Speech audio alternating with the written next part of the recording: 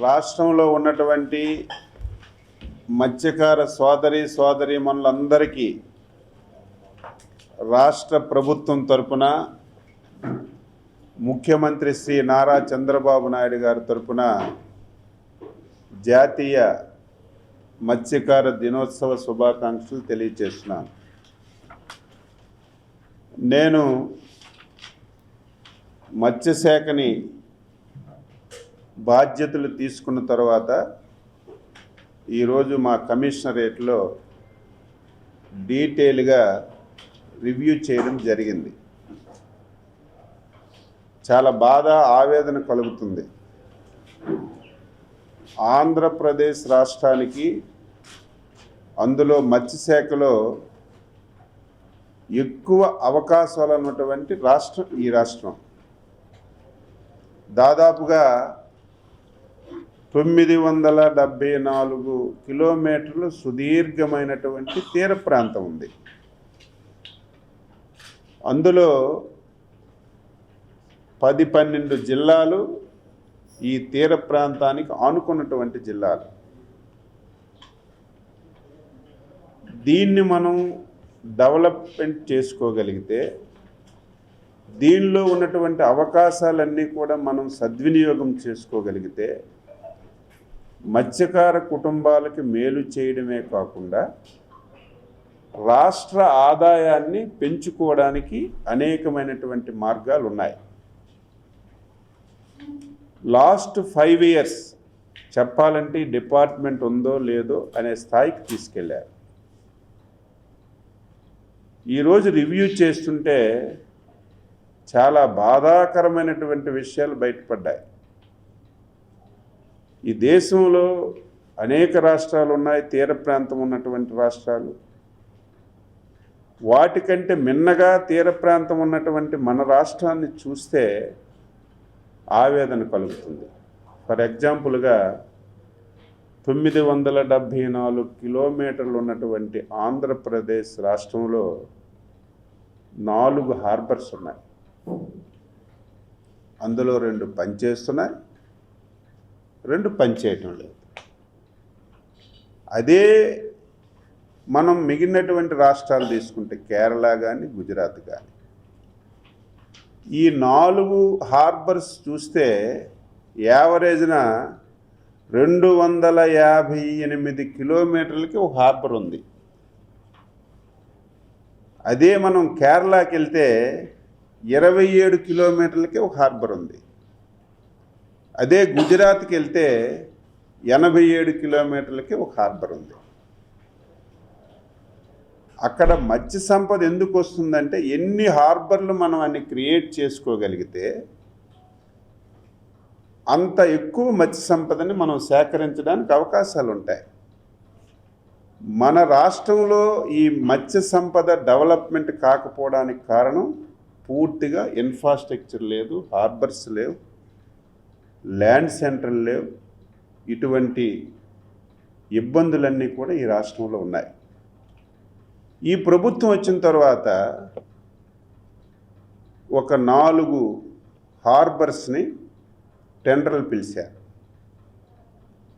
విచిత్రం ఏమిటంటే, ఇది ప్రైమ్ మినిస్టర్ గారు ప్రత్యేకంగా కేంద్ర ప్రభుత్వం నుంచి ఇచ్చినటువంటి పథకం. దానికి రాష్ట్ర ప్రభుత్వం 40% నిధులు జోడించాలి. ఈ 5 హార్బర్స్ కూడా టెండర్లు పిలిచారు. టెండర్లు కూడా చూస్తే ఆశ్చర్యం కలుగుతుంది. అర్హత లేని వాళ్ళకి 5 హార్బర్స్ కలిసి ఒకే ప్యాకేజ్ పెట్టి సొంత పార్టీకి చెందినటువంటి ఎమ్మెల్యే సోదరుడికి అప్పచెప్పారు. ఆయన యొక్క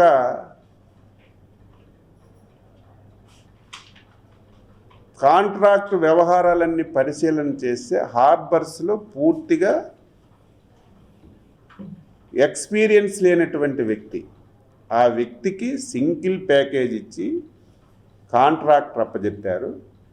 ఆయన ఒక్కొక్కరికి సబ్ కాంట్రాక్ట్లు ఇచ్చి ఈ హార్బర్స్ పనులన్నింటినీ కూడా ఆటంకం చేశారు. రెండవ ప్యాకేజీలో 4 పిలిచారు. ఆ 4 కూడా ఒకే ప్యాకేజీలు ఇచ్చారు. ఆ 4ంటికి ఎక్కడ పని ప్రారంభించలేదు, ఒక తట్టిడి మట్టి కూడా తీయలేదు. మొబిలైజేషన్ అడ్వాన్సులు 40% ఇచ్చి వాళ్ళకి మేలు చేకూర్చారు. ఇటువంటి పరిస్థితులన్నీ చూసిన తర్వాత చాలా బాధ, ఆవేదన కలుగుతుంది. చంద్రబాబు గారి నాయకత్వంలో రాష్ట్రంలో ప్రభుత్వం ఏర్పడింది. మేము గత 5 సంవత్సరాలు 14 నుంచి 19 వరకు ఈ రాష్ట్రంలో ప్రభుత్వం ఉన్నప్పుడు ఎన్నో స్కీమ్స్ పెట్టాం. అన్ని స్కీమ్స్ ఎత్తేసారు. ఈరోజు స్పష్టంగా ఆదేశాలు ఇచ్చాం. 2014-19 ఈ రాష్ట్రంలో మత్స్యకారులకి ఎటువంటి స్కీమ్స్ ఉండేయో అవన్నీ కూడా పునరుద్ధరించమని చెప్పి ఆదేశాలు ఇచ్చాం. డీజిల్ సబ్సిడీ 10 కోట్ల రూపాయలు పెండింగ్ ఉంటే దాన్ని ఇప్పుడే ఫైనాన్స్లో క్లియర్ చేయించి రిలీజ్ చేశాం. ఇంకొకటి, వేట నిషేధ సమయంలో ఎవరికైతే భృతి ఇచ్చారో అది కూడా ఒక ఫేక్గా తయారు చేశారు. అస్తవ్యస్తంగా ఉంది. చాలామంది తెలుగుదేశం పార్టీ సానుభూతి పరులకు కావాలని చెప్పి కూడా ఇవ్వలేదు. కొంతమంది అర్హత లేని వాళ్ళకి అర్హతగా చూపించి వారికి భృతి ఇచ్చారు. ఇప్పుడే ఒక డెసిషన్ తీసుకున్నాం. సమగ్రమైనటువంటి సర్వే మళ్ళీ చెయ్యమని చెప్పి ఆదేశాలు ఇచ్చాం. 20 రోజుల్లో ఈ రాష్ట్రంలో సమగ్రమైనటువంటి సర్వేని మళ్ళీ నిర్వహించి ఎవరికైతే భృతి రాలేదో వాళ్ళందరికీ మళ్ళీ భృతి వచ్చినట్టుగా చేయడం, ఎవరైతే అనర్హత కలిగిన వాళ్ళు ఉన్నారో వాళ్ళందరినీ తొలగించి 4 రోజులు ఆలస్యమైన సమగ్రమైనటువంటి సర్వే చేసి తెలుగుదేశం పార్టీ మేనిఫెస్టోలో ఇచ్చిన విధంగా 20,000 రూపాయలు భృతి ఇవ్వడానికి నిర్ణయం తీసుకున్నామని చెప్పి ఈ సందర్భంగా తెలియచేస్తున్నాను. ఇంకా చాలా ఉన్నాయి. ఇది మొదటి రివ్యూ. పూర్తిగా ఈ సబ్జెక్టు మీద అవగాహన వచ్చింది.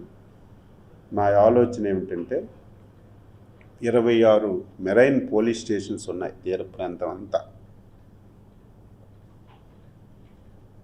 ఈ 25 పోలీస్ స్టేషన్స్ పరిధిలో హార్బర్స్ కానీ, ఫిషింగ్ ల్యాండ్ సెంటర్ కానీ, జెట్టి ఏదో ఒకటి ఆ పోలీస్ స్టేషన్ ఉన్న ఏరియాలో మనం క్రియేట్ చేసుకోగలిగితే పోలీస్ స్టేషన్కి దీనికి అనుసంధానం అవుతుంది.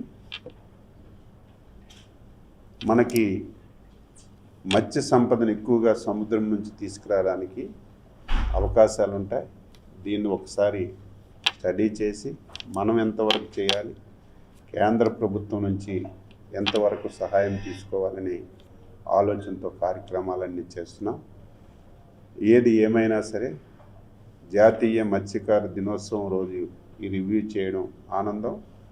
నేను ఒకటే మాటిస్తున్నాను, రాష్ట్రంలో ఉన్నటువంటి మత్స్యకారుల సోదరీమణులందరూ 42 సంవత్సరాలుగా కష్టం వచ్చినా సుఖం వచ్చినా, అధికారం ఉన్నా అధికారం లేకపోయినా, ఎన్టీ రామారావు గారు పార్టీ పెట్టినప్పటి నుంచి తెలుగుదేశం పార్టీకి అండగా దండగా ఉన్నటువంటి వర్గం మత్స్యకారు వర్గం.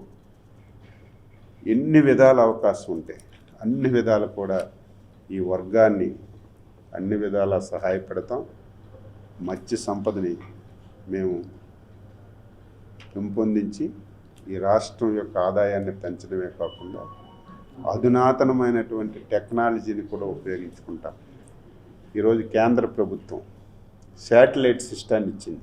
అంటే ప్రతి ఒక్కరూ ఈరోజు సీలోకి వేటకి వెళ్ళేటప్పుడు ప్రకృతి వైపరీత్యాలు వస్తాయి.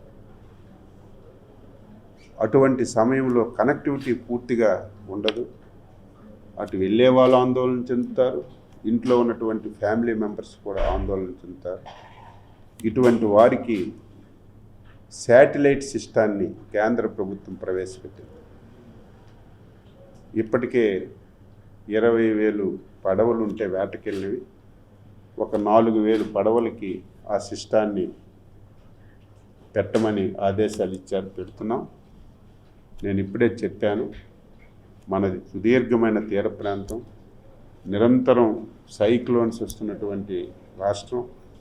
ఎప్పుడు కూడా వేటకెళ్ళినటువంటి మత్స్యకారులు ఆందోళన ఎక్కువగా చెందుతున్నటువంటి రాష్ట్రం కాబట్టి మళ్ళీ సపరేట్గా కేంద్ర ప్రభుత్వానికి రిక్వెస్ట్ చేసి ఆ 20,000 బోట్స్లో కూడా ఈ సిస్టాన్ని అమర్చడానికి ఒక ప్రయత్నం చేస్తామని చెప్పి సందర్భంగా తెలియజేస్తూ, ఆఫీసర్స్ కూడా చాలా చక్కగా అన్నీ ఉన్నట్టుగా అన్ని విషయాలు చెప్పారు.